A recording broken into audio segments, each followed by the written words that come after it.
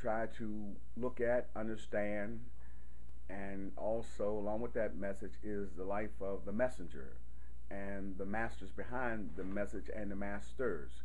And it's been the policy of this lodge to maintain that unbroken line of work and activity which perpetuates that same thought and that continent, that new continent of thought that's required to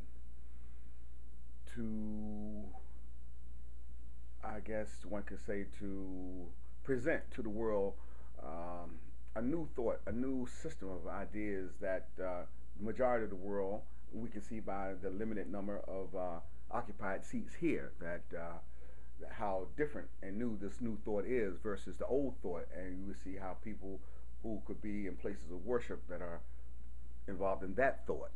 Well, the policy of this lodge is to carry on the thought which has been presented with the masters and the messenger. And that work of this lodge is two meetings one meeting every Sunday at this hour, and also there's a second meeting in which we are studying the Bhagavad Gita on the first and third Sundays of each month. Today's program presents the great Theosophists as the subject, and next week is the gleanings from the form answers.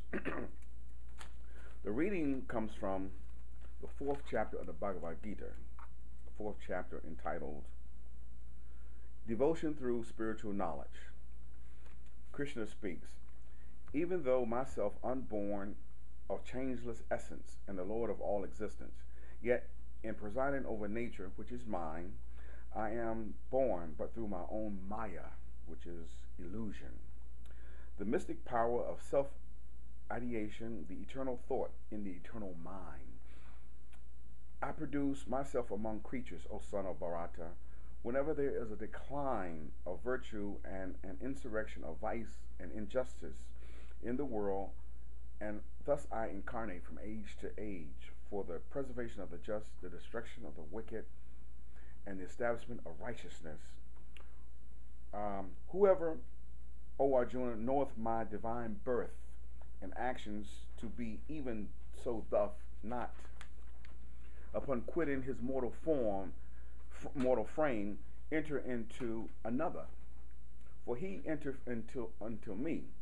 Many who were free from craving, fear, anger, filled with my spirit, and who depend upon me, having been purified by the ascetic fire of knowledge, have entered into my being. In whatever way men approach me, in that way do I assist them. But whatever the path taken by mankind, that path is mine, O son of Pritha. Those who wish for success in their works in this life sacrifice to the gods, and in this world success from their actions soon come to pass. And now the talk, great Theosophists.